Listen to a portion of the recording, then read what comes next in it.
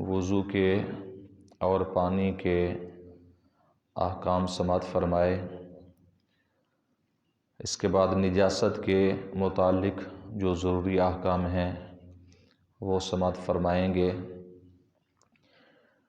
ابتداءً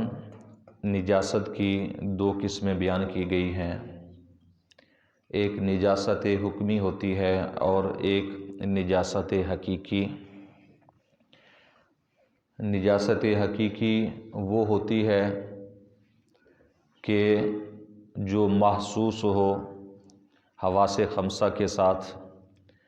یعنی دیکھی جا سکے یا سونگھی جا سکے یا کسی بھی طریقے سے معلوم ہو جائے کہ یہ نجاست لگی ہے تو اسے نجاست حقیقی کہتے ہیں، یعنی جس کا کچھ نہ کچھ وجود ہو وہ نجاست حقیقی ہوتی ہے۔ اور ایک وہ ہے کہ جسے نجاست حکمی کہا جاتا ہے، یعنی حکمی وہ ہوتی ہے کہ بظاہر نظر تو نہیں آتی، نہ ہی وہ محسوس کی جاتی ہے، ہاں شریعت نے حکم لگا دیا ہوتا ہے کہ اب جسم ناپاک ہے، یہ چیز ناپاک ہو چکی ہے، اس وجہ سے اس کا دھونا ضروری ہوتا ہے۔ جیسا کہ وضو جب ہو تو بندہ پاک ہوتا ہے، بے وضو ہو جائے تو اس پر اب شریعت نے حکم لگا دیا ناپاک ہونے کا،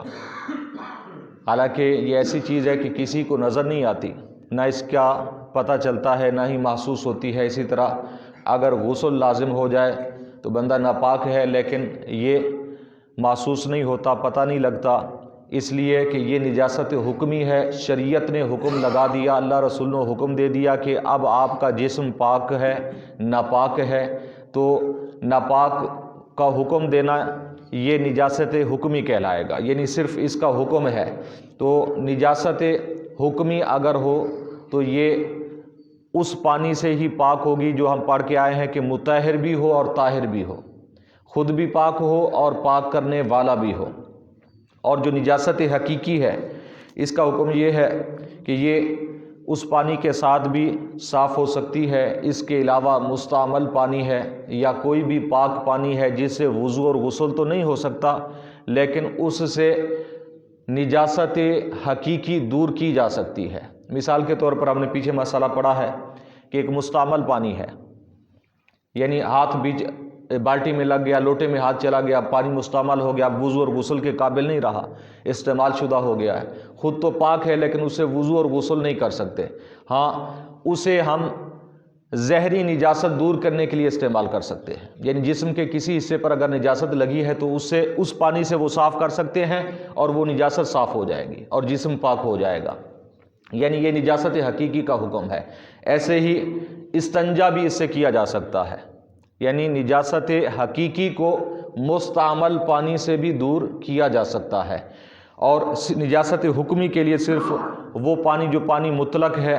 وہ ضروری ہے، اور حقیقی نجاست کے لیے ہم کسی قسم کا کوئی پاک پانی جو ہے وہ استعمال کر سکتے ہیں۔ مثال کے طور پر، یعنی یہ ایک مثالیں ہیں صرف ایک سمجھانے کے لیے تاکہ ذہن میں بیٹھ جائیں، اور کسی جگہ پر ایسا کوئی مسئلہ پیش آتا ہے تو ہمیں دین کے مسئلے کا پتہ ہونا چاہیے۔ اگر جسم پر یا کپڑے پر نجاست لگ جائے، اب اس کے لیے یہ ہے کہ کسی کے پاس شوربہ ہے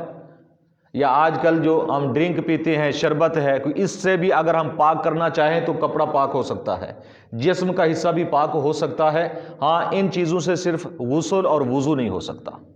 یعنی کسی بھی پاک مائع چیز سے، اور جس کے اندر سیلان ہے، رکت ہے، چیز پاک ہے، وہ اس سے ہم جو زہری نجاست ہے، جو حقیقی نجاست ہے، وہ ہم اس سے دور کر سکتے ہیں۔ یہ نجاست حکمی اور نجاست حقیقی ہے۔ اس کے بعد نجاست حقیقی کی پھر دو قسمیں ہیں، ایک نجاست خفیفہ اور ایک نجاست غلیظہ۔ اب ان دونوں کا حکم بھی علیحدہ ہے اور ان دونوں کی تعریف بھی علیحدہ ہے۔ نجاست غلیظہ، یہ اس کا لفظی معنی جو بنتا ہے کہ سخت غلاظت، سخت نجاست، اور غلاظت خفیفہ جو ہے ہلکی نجاست۔ ایک نجاست غلیظہ یعنی اس کا حکم سخت ہے، اور خفیفہ جو ہے ہلکی نجاست جسے کہا جاتا ہے، اس کا حکم تھوڑا سا پہلی نجاست کی بنسبت تھوڑا سا کم ہے اور آسان ہے۔ اب نجاست غلیظہ کا حکم یہ ہے شرعی طور پر کہ اگر جسم کے حصے پر یا کپڑے کے کسی حصے پر لگ جائے تو درہم کی مقدار سے جب تک وہ کم ہے معاف ہے، جب وہ درہم کی مقدار ہو جائے یا درہم کی مقدار سے بڑھ جائے اس کا دھونا فرض اور ضروری ہے، چاہے وہ جسم کے حصے پر ہے یا کسی کپڑے کے حصے پر لگی ہے۔ اور نجاست خفیفہ کا حکم یہ ہوتا ہے کہ وہ اگر جسم کے یا کپڑے کے کسی حصے پر لگ جائے تو چوتھائی حصہ جو ہے اس عضو کا چوتھائی حصے سے کم جب تک ہے وہ معاف ہے، اور چوتھائی حصہ ہو جائے یا چوتھائی حصے سے بڑھ جائے تو پھر اس کا دھونا فرض اور ضروری ہو جائے گا۔ تو اس کی جو مثالیں ہیں کہ یہ نجاست غلیظہ کون سی بنتی ہے اور نجاست خفیفہ یہ کون سی ہے، یہ انشاءاللہ ہم کل سماعت فرمائیں گے، اس میں کافی تفصیل ہے۔ وقتی یہ ذہن میں رکھیں کہ نجاست غلیظہ کا حکم یہ ہے کہ درہم کی مقدار سے کم معاف ہے، اور جب درہم کی مقدار کو پہنچ جائے تو اس کا دھونا لازمی ہے۔ اور نجاست خفیفہ وہ ہے کہ چوتھائی حصہ تک پہنچنے تک معاف ہوتی ہے، چوتھائی حصہ سے جب بڑھ جائے تو پھر اس کا دھونا لازمی اور ضروری ہو جاتا ہے۔ اللہ تعالیٰ کی بارگاہ میں دعا ہے کہ نبی کریم صلی اللہ علیہ وسلم کے وسیلہ سے ہم سب کو علم دین سیکھنے کی، سمجھنے کی، عمل کی توفیق عطا فرمائے۔ آمین بجاہ النبی الامین وما علیہ